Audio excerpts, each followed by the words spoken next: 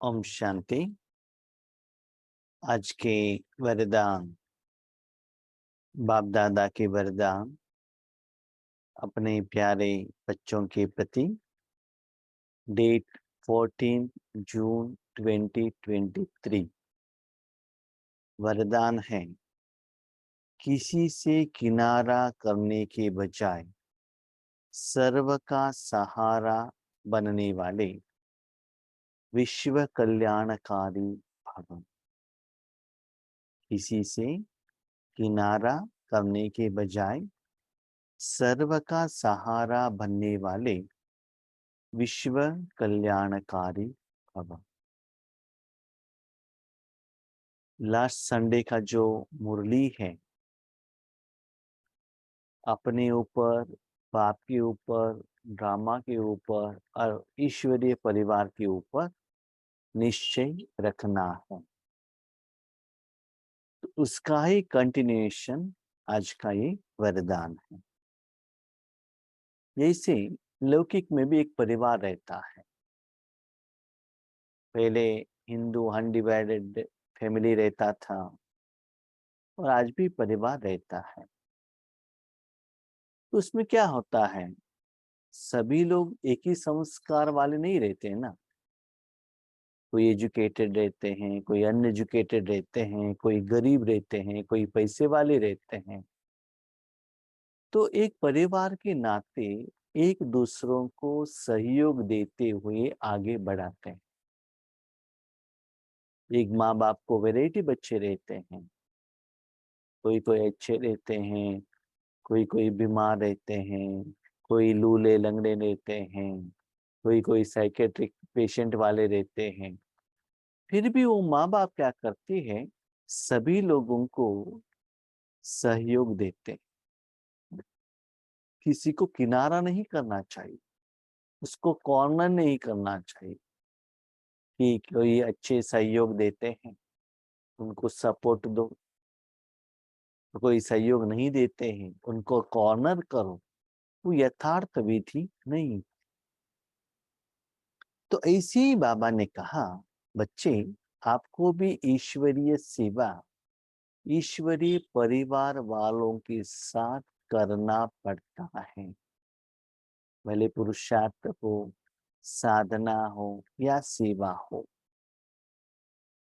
उनसे मेरा नहीं बनता है, संस्कार नहीं होता है करके उनसे आप अलग नहीं हो सकते। जैसे स्कूल में जाते हैं, वो सारे लोगों, अभी साथियों के साथ, स्टूडेंट के साथ रहना पड़ता है, टीचरों के साथ रहना पड़ता है। जॉब में जाते हैं तो बहुत सारे लोगों के पास, कस्टमर के साथ, हायर ऑफिसर, लोअर ऑफिसर, बहुत सारे लोगों के पास एडजस्ट होना पड़ता है, खुद को परिवर्तन करना पड़ता है। न आप अलग हो सकते हैं, न और किसी को आप किनारा कर सकते हैं। तो क्या करें? अभी किसी किसी को कुछ कुछ जरूरत चाहिए, किसी को धन का चाहिए, किसी को एजुकेशन चाहिए, किसी को कुछ सहारा चाहिए। ऐसे सहारे दे के उनको भी अपना भाई बहन समझकर, अपना परिवार का मेंबर समझकर आपको आगे बढ़ना है और उनको भी आगे बढ़ाना है। इसको बाबा कहते हैं विश्व कल्याणकारी। हम कितना भी उनको अच्छा करें, लेकिन वो हमको बुराई करते हैं, ऐसा नहीं।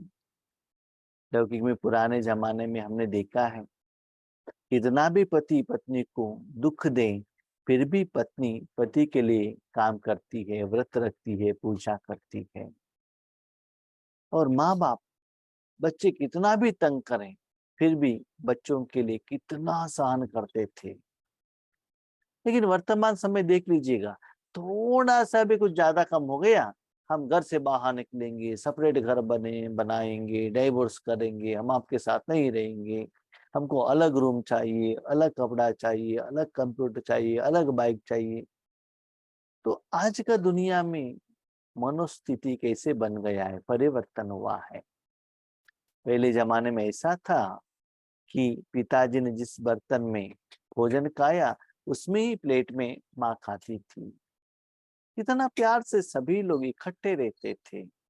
एक कपड़े, एक कोई रिश्तेदार आ गए, उनके पास कपड़ा नहीं है, अपना कपड़ा देकर कहते थे आप रहो, अम्मा आपका कपड़ा देंगे ना, और उनको बेड में सुलाते थे और ये नीचे सोते थे। लेकिन आज क्या हो गया है, इंडिपेंडेंट, उनको अपना बेडरूम चाहिए, लॉक कर लेते, कोई मेरा रूम में मत आना, मेरा बेड में मत बैठना, मेरे स्लीपर आप क्यों पहनते हो।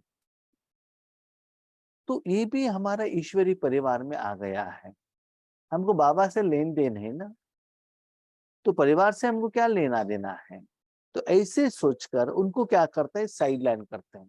आज तो हम लोग देख रहे हैं समय के अनुसार, हमको तो मोबाइल में मुरली मिल रहा है ना, यूट्यूब पे क्लासेस मिल रहा है ना, तो सेंटर में जाने की क्या जरूरत है। वहां जो जाओ, बहन जी का बात सुनो, झाड़ू लगाओ, पोछा लगाओ, ऐसे भी टेंशन क्यों, घर में रहकर अपने पुरुषार्थ कर सकते हैं। बच्चे ऐसा नहीं होता है।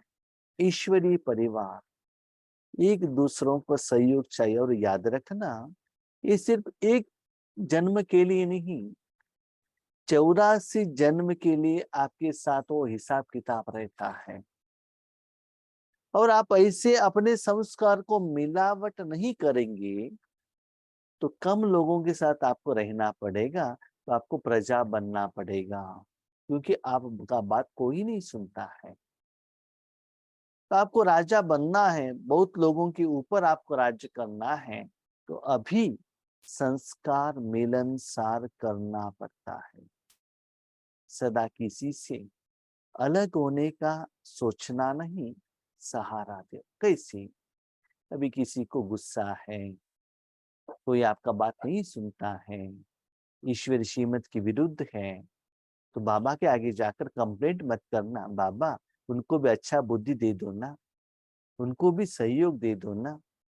भले आप स्थूल रूप से नहीं कह रहे हो, सूक्ष्म रूप से उनकी अच्छाई के लिए संकल्प तो कर सकते हो। बाबा को एक रिक्वेस्ट लेटर तो डाल सकते हो। एक होता है अपने साथी के ऊपर कंप्लेंट करना, जैसे कि स्कूल में भी कोई बच्चा गलत करता है तो टीचर के आगे जाकर कंप्लेंट करना। दूसरा होता है उनको सहयोग देना। पुराने जमाने में ऐसा था, जो घर में जो बड़े भाई बहन रहते थे ना, छोटे वालों को आगे बढ़ने के लिए स्कूल में पढ़ाई के लिए सहयोग करते थे। आज सभी लोगों को ट्यूशन ट्यूशन ट्यूशन में भेजो, है ना, घर में कोई किसी का सहयोग ही नहीं दे रहा। तो ऐसे स्थूल और सूक्ष्म में ईश्वरीय परिवार वालों को उनके कमी से वो बाहर आने के लिए आपको सहारा देना है। और विश्व के हर कोने में रहने वाले ईश्वरीय परिवार वालों को मनसा वाचा कर्मणा तन मन धन का किसी भी रूप में जब जरूरत हो, उनको सहारा देना पड़ेगा। इनको ही बाबा कहते हैं विश्व कल्याणकारी। ईश्वरीय परिवार माना सभी आत्माएं आ गई, पंच तत्व आ गए। कहाँ भी बहुत बारिश गिर रहा है, कहाँ भी दुख है, स्पेशली ब्राह्मण परिवार वालों को, उससे भी सारे मनुष्य आत्माओं को, सारे दुनिया को। हाँ, पाकिस्तान वाले हैं ना, उनको ऐसे ही होना चाहिए, ऐसे संकल्प नहीं करना चाहिए। उस दिन आपने मुझे, मेरे ऊपर गुस्सा किया था ना, आपको ऐसे ही होना चाहिए, बाबा इन्होंने मुझे डांटा है ना, इनको बहुत अच्छा सबक सिखाओ। ऐसे संकल्प नहीं करना है। न उसके प्रति नेगेटिव सोचना है, न उनसे आपको अलग होना है, न आपको किनारा बनना है, न उनको किनारा करना है। तो इसके तरफ आपको अटेंशन रखो। माना सब आपस में मिलजुल कर संस्कार को मिलनसार करते हुए आगे बढ़ना है एक परिवार के रूप में। अभी भगवान आपके साथ में है, पिता आपके साथ में है, बड़े हैं, ब्रह्मा बाबा है। अभी आप साथ में नहीं रहेंगे तो भविष्य में कैसे रहेंगे बताइए। जैसे कि लौकिक में भी क्या होता है ना, जब बड़े लोग रहते हैं माता पिता का बात सुनते हैं, लेकिन आज दुनिया में क्या हो रहा है, डिवाइड रूल हो गया है। घर में भी डिवीजन, दुनिया में भी डिवीजन, एकता नहीं है। तो भगवान हमको एकता सिखाते हैं, सारे विश्व को एक कहते हैं भगवान हमको, ठीक है। इसीलिए बच्चे सभी को सहयोग देने वाली वो आत्माएं अपने कमियों से बाहर निकालने के लिए एटलीस्ट संकल्प से, शुभ भावना से, शुभ कामना से, ईश्वरीय शक्ति से देने के लिए निमित्त तो बन सकते हो। हाँ, कभी कभी आपके पास समय नहीं है, लौकिक में सोच लीजिएगा, लौकिक में या अलौकिक में, भले आप पर्सनली वहां जाकर आप सहयोग नहीं दे सकते हो, संकल्प तो कर सकते हो। मैंने बहुत बार देखा है, ईश्वरीय कार्य में कोई कोई बहुत अच्छा पहचान वाले सहयोग पूछते हैं, भाई जी हमको आपका सहयोग चाहिए, आप पर्सनली आएंगे तो अच्छा रहेगा। हम कहते हैं मैक्सिमम ट्राई करेंगे, नहीं तो मनसा सेवा तो हमारा जरूर रहेगा आपके प्रोग्राम की अच्छाई के लिए। तो वहां कहते हैं, उसके बाद मैंने रिजल्ट्स देखा है, वहां जाने के बाद वो हमको डांटते नहीं है। मैं आप वहां रहकर, कंडीशन तो ऐसा था ना, इसलिए आपने मनसा सेवा तो की, इसलिए प्रोग्राम अच्छा हुआ। तो एटलीस्ट उस रूप में तो आप उन लोगों को सहयोग दे सकते हो। फॉर एग्जाम्पल अभी अनाउंसमेंट किया कि दिल्ली में जून 15 को कुछ बड़े प्रोग्राम बन रहा है। यस, लाखों के हिसाब से ऑल ओवर इंडिया से लोग वहां जा रहे हैं। आपको जाने को नहीं होता, एग्रीड, आपके पास धन नहीं है भेजने के लिए, ओके, लेकिन उस प्रोग्राम की अच्छाई के लिए तपस्या तो कर सकते हो। दुनिया में जो भी आत्माएं अच्छा काम कर रहे हैं, भले भक्त आत्मा हो, ज्ञानी आत्मा हो, ब्राह्मण परिवार वाले आत्मा हो, साइंटिस्ट हो, पॉलिटिकल लीडर्स हो, कोई भी आत्मा हो जो दुनिया के लिए अच्छा कर रहे हैं, उनकी अच्छाई के लिए आप सहयोग दे सकते हो ना। तो ऐसे परिवार के रूप में किसी के पास ज्यादा है उनसे ले लो, किसी के पास कम है उनको दे दो। पुराने जमाने में क्या था विधि, घर में जितना भी जो कमाई करते थे, घर का जो मुखिया रहता था, मालिक रहता था, उनके पास जाकर पैसा देते थे। तो घर का जो मालिक है ना, सभी लोगों को बांटता था कि इनको क्या क्या चाहिए, किसी का एजुकेशन के लिए चाहिए, किसी का तबीयत के लिए चाहिए। आज सभी क्या हो गए, इंडिपेंडेंट हो गया है। बेटे का सैलरी पिता नहीं लेता है, पिता का सैलरी पत्नी नहीं लेती है, इसलिए वो क्या करती है, लेडीज भी जॉब में जाने लगी है, क्योंकि हमको फ्रीडम नहीं है। लेकिन बच्चे ये सभी किस आधार पर हुआ है, आपके सोच के अनुसार ऐसे सभी हो रहा है, क्योंकि ये सभी रूल दुनिया में अस्तित्व में कब आता है, जैसे बी के लोग रूल मेकर हो, आपके आधार पर ही लॉ होता है। इसलिए अपने रूल को पहले चेंज करो। सारे कल्प में ब्रह्मा बाप और ईश्वरी परिवार के संबंध संपर्क में आने वाले आप श्रेष्ठ आत्माएं हो। आप किनारा करने वाले नहीं, लेकिन विश्व का सहारा बनने वाले विश्व कल्याणकारी आत्मा हो। तो बाबा का बेहद का सोच देख लीजिएगा। बच्चे, आप जानते हो इस दुनिया में जितना भी आत्माएं हैं, उनके पास कुछ ना कुछ कमियां जरूरी हैं, कल्याण का जरूरत है। किसी के पास धन नहीं है, किसी के पास एजुकेशन नहीं है, किसी के पास तबीयत का प्रॉब्लम है, किसी के पास टेंशन है, किसी के पास चिंता है।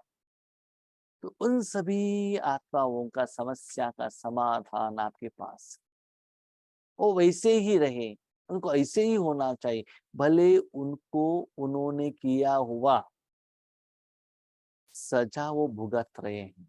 अभी देखिए, एक माँ बच्चों को कहते आ जाओ मैं आपको भोजन खिलाता हूँ, बच्चा नहीं मानता है, कहता नहीं नहीं मुझे गोभी मंचूरी चाहिए। माँ कितना कहती है, नहीं नहीं मुझे वो जी चाहिए, ठीक है खिलाती है। उसके बाद पेट दर्द आता है, माँ क्या कहती है, डांटती है क्या ज्यादा, भले एक बार गुस्सा करती है, उसके बाद उसको लेकर जाके डॉक्टर में ट्रीटमेंट देती है ना। ऐसे ही बच्चे देखो, वो सभी लोग अज्ञानी आत्माएं, उनको सूक्ष्म रूप से सहयोग दो, सहारा दो, सपोर्ट करो। हाँ, इसमें याद रखना बच्चे, सिर्फ ईश्वरीय परिवार माना अपने सेंटर वालों को, और आपको जो सहयोग देते उन आत्माओं के लिए, आपने लौकिक परिवार के लिए, अपने राज्य वालों के लिए, अपने भाषा वालों के लिए, अपने धर्म वालों के लिए नहीं, सारे विश्व के हर आत्मा के प्रति आपका सहारा जाना चाहिए, जैसे बाप देता है। तो सभी के कल्याण के बारे में आपको सोचना है, क्योंकि शिव बाबा विश्व कल्याणकारी, ब्रह्मा बाबा भी विश्व कल्याणकारी है, तो उनके साथ में रहना है तो आपका सोच भी वैसा ही होना पड़ेगा।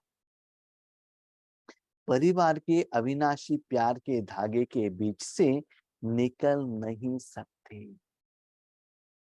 पुराने जमाने में ऐसे परिवार रहता था, एक दूसरे को छोड़कर नहीं जाते थे, क्योंकि जो मालिक है ना, वो प्यार में ऐसे बांध के रखते थे, सभी लोग ऐसे प्यार करते थे।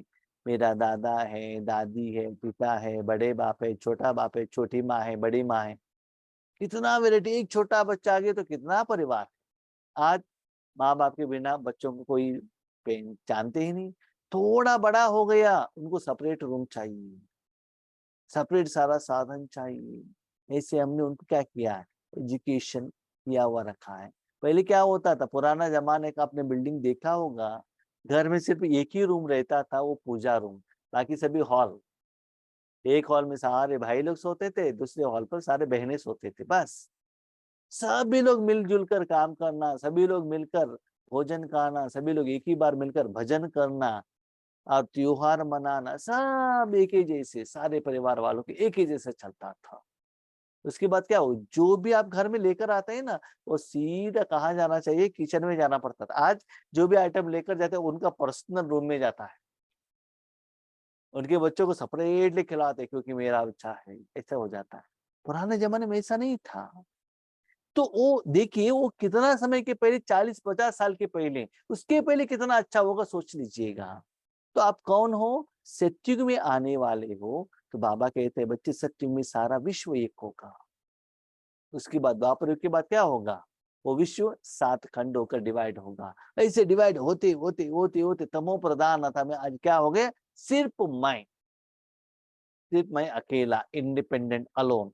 मुझे कुछ भी नहीं चाहिए, ना शादी चाहिए, ना बच्चे चाहिए, ना माँ चाहिए, ना बाप चाहिए, कुछ भी नहीं। कमाने के लिए पैसा चाहिए, एंजॉय करने के लिए सारे साधन चाहिए, बस। और किसी का भी मुझे जरूरत नहीं है। ऐसे घमंड में, अभिमान में लोग आ गए हैं। ये ईश्वरीय लॉ नहीं है।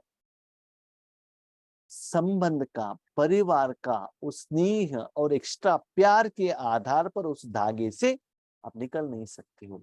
जैसे कि बाबा कहते हैं ना, 108 के मणि का माला, 16,108 के मणि का माला, मणि तो है लेकिन आपस में बांधे किसके आधार पर, उसकी रस्सी है ना, उसके अंदर धागे है ना।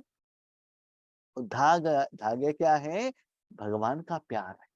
कहते हैं ना, एक परिवार, एक संसार, ऐसे ही सारा विश्व ही एक संसार है। उसमें उत्तर प्रदेश वाले अलग नहीं है, तेलंगाना वाले अलग नहीं है, और इंडिया वाले अलग नहीं है, यूएस वाले अलग नहीं है। ना मनुष्य आत्माएं अलग है और कोई एनिमल आत्माएं अलग नहीं है ना। ना लैंग्वेज से, ना प्लेस से, किसी भी रूप से अलग मत करना, डिवाइड मत करना, डिवाइड एंड रूल, ऐसा नहीं, एकता में लेकर जाओ। इसलिए कभी किसी भी बात में, किसी स्थान से, किसी सेवा से, किसी साथी से किनारा करके अपनी अवस्था अच्छी बनाने का संकल्प नहीं करना। हाँ, हमारे सेंटर में है ना, ये टीचर से बहुत प्रॉब्लम होता है, ये नहीं रहेंगे तो हमारा क्या होगा, स्थिति अच्छा रहेगा। ये बहन हमारे साथ में नहीं रहेंगी ना, तो हमारी स्थिति अच्छा रहेगा। ऐसे किसी को कॉर्नर मत करना, और अपनी स्थिति के लिए किसी आत्माओं को जिम्मेदार मत ठहराना है। भले प्लेस हो, नहीं इस जगह से नहीं, हम उस जगह में जाएंगे ना तो बहुत अच्छा साधना करेंगे।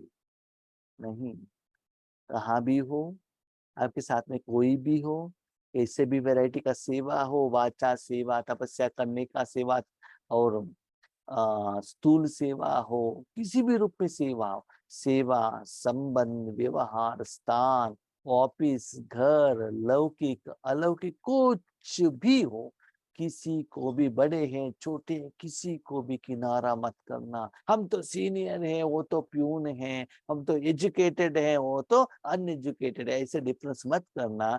बच्चे, हर आत्मा में विशेषता जरूर है।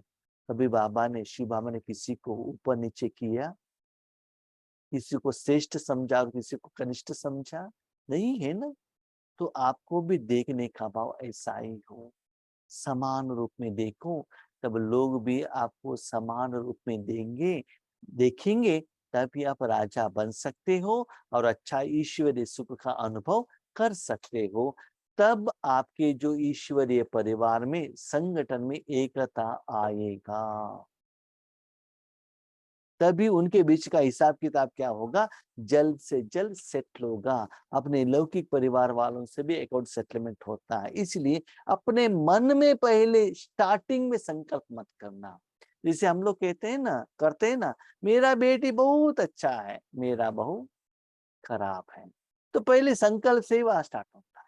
कभी कभी किसी के बारे में सोचते हैं, वो डॉक्टर अच्छा नहीं है, तो पहले से अच्छा नहीं है तो संकल्प क्या भेजा, अच्छा नहीं है, तो उनका रिजल्ट क्या होगा, अच्छा नहीं आएगा ना। वो अच्छा है ऐसे संकल्प करो, उनके द्वारा आपको अच्छा रिजल्ट ही मिलेगा। तो बाबा कहते हैं संकल्प तो नेगेटिव मत करो ना, भले उनके साथ हिसाब किताब हो सकता है, लेकिन सोच तो अच्छा रखो ना। इसीलिए हर एक आत्मा के साथ हिसाब किताब रहता है, इसीलिए जिनको भी जहां जाना है वो जरूर जाएगा। अब पॉजिटिव तो ठीक है, उसको उसमें ही कल्याण है, इसको इसमें ही कल्याण है, तो निश्चय रखना, यह आदत डाली तो कहाँ भी टिक नहीं सकेंगे, है ना। हम ये सेंटर से अलग हो गए, उस सेंटर में जाएंगे, वहां से जाएंगे, इधर जाएंगे, हमको ये सेवा नहीं होता है, हम ये सेवा करेंगे, सिर्फ हम वाचा सेवा ही करेंगे, हम धन का तो स्थूल सेवा नहीं करेंगे। ऐसे आपने स्थान, व्यक्ति, सेवा, व्यवहार में ऐसे डिफरेंशिएशन किया तो आप कहाँ भी टिक नहीं सकेंगे। इसलिए क्या होता है ना, जो एक जगह पर नहीं टिकते बार बार उनको ट्रांसफर किया जाता है। और याद रखिएगा, जो संस्कार मिलन नहीं करते हैं वो सदा कंप्लेंट करते हैं, हर एक के ऊपर कंप्लेंट, ये ठीक नहीं, वो ठीक नहीं, वो ठीक नहीं, ये ठीक नहीं। इसका मतलब जो कंप्लेंट करने वाला ही पहले ठीक नहीं है। तो बाबा कहते हैं सारे दुनिया में ठीक है, आप एडजस्ट होने के लिए रेडी हैं तो सारे दुनिया अच्छा रहेगा। इसलिए एक कहावत है, दुर्योधन जब हस्तिनावती से बाहर निकलता है तो उनको कोई अच्छा व्यक्ति नहीं मिलता है, और युधिष्ठिर जब हस्तिनावती से निकलता है उनको कोई बुरा व्यक्ति ही नहीं मिलता है। तो सब कुछ आपकी सोच के अनुसार है, संकल्प के अनुसार, दृष्टिकोण के अनुसार है। इसीलिए हर एक आत्मा को यथार्थ रूप में सोचो और ईश्वरीय परिवार के रूप में सोचो। पहले आपके ईश्वरीय परिवार में डिफरेंस ऑफ ओपिनियन नहीं आना चाहिए, क्योंकि हम सभी लोग मालिक के लिए कर्म कर रहे हैं। जो भी होता है सहन करना पड़ता है। लौकिक में कितना आप सहन करते हो, ऑफिस में कितना सहन करते हो, वैसे ईश्वरीय सेवा में भी सहन करना पड़ता है। वही ठीक है। स्लोगन, कर्म भोग का वर्णन करने के बजाय कर्म योग की स्थिति का वर्णन करो। कहाँ कहाँ जाकर आप सेवा करके आते हैं, लौकिक में, अलौकिक में, और किसी को कुछ कहना है, वहां का जो पॉजिटिव है, अच्छाई है, किसी का गुण है, उसको वर्णन करो। कर्म योग, हम इतना साल हो गए, अब हमको मिला नहीं है, हमको दुख मिला है, हमको ऐसे हुआ है, वैसे ही हुआ है, हमको सेंटर से कुछ भी नहीं मिला, उस आत्मा से कुछ भी नहीं मिला। ऐसे कर्म भोग, जो पुराना हिसाब किताब है, उसके बारे में मत सोचना। क्या करना है, अच्छा बारे में सोचना। माना जो आपने भोजन अच्छा किया उसके बारे में सोचो ना, बताओ ना। कड़वा मेडिसिन के बारे में क्यों बताते हो, जो इंजेक्शन लिया उसके बारे में क्यों बताते हो, अच्छा सोचो। अभी देखो, जब स्कूल में जाते हैं, टीचर जब स्कूल के टाइम पर आपको थप्पड़ लगा सकते हैं, आपके ऊपर गुस्सा कर सकते हैं, लेकिन जिस दिन लास्ट डे आप स्कूल से बाहर निकलते हैं तो आपका मन कैसा रहता है, वो भी आपको माफ करते हैं, आप भी उनको रिस्पेक्ट देते हैं ना। तो पहले अंदर का भावना अच्छा रहो। इसीलिए किसी को भी आपका जो अच्छाई है, कर्म योग, माना कर्म करते करते कैसे आप बाबा को यूज कर रहे हो, उसके आधार पर आप सफलता को प्राप्त कर रहे हो, ये लोगों को सिखाओ। देखिए वहां होने के बाद उनके साथ मेरा क्लैश हुआ, ऐसे हुआ, वो ठीक नहीं, ये ठीक नहीं, ऐसे मत करना। एक बार आप माउंट आबू गए थे, एक निमित टीचर ने हमको कहा कि वो भाई जी ठीक नहीं है, जो अकाउंट्स का हेड थे, डिपार्टमेंट हेड। भले वो आत्मा के साथ उनका हो हिसाब किताब है, मेरे साथ भी वो क्यों ऐसे रहना चाहिए?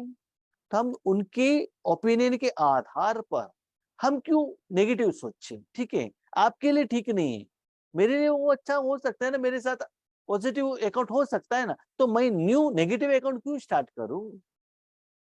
तो उन्होंने कहा, तो मैंने वो संकल्प नहीं लिया। हम पॉजिटिवली गए, वो भाई अच्छे हैं, हमने बात किया, हमारा काम हो गया। और याद रखिएगा, किसी आत्मा का ओपिनियन के आधार पर आगे वाले व्यक्ति को उसी भावना से जरूर मत देखना। हाँ, उन्होंने पॉजिटिव कहा तो पॉजिटिव रूप में देखना, लेकिन नेगेटिव के आधार पर मत देखना। ऐसा नहीं है उनके साथ वो आत्मा का नेगेटिव अकाउंट हो, आपके लिए भी हो, ऐसा कंडीशन नहीं रहता। आपके पास पॉजिटिव हो सकता है ना, तो उनके साथ वो हिसाब किताब है। इसीलिए हर जगह पर अपने लेवल पर, अपने संस्कार के लेवल पर, अपने भावना के आधार पर कभी भी मत देखना है। हर एक आत्मा का लेवल अलग अलग है, सोच अलग अलग है, उसी आधार पर ही हमको देखना है और हर एक के आत्मा के कल्याण के बारे में हमको सोचना है। इसलिए सदा कर्म योग, पॉजिटिव देखना, पॉजिटिव पॉजिटिव सुनना, पॉजिटिव कहना और पॉजिटिव करना, कर्म योग में रहना। ठीक है? अच्छा, ओम शांति।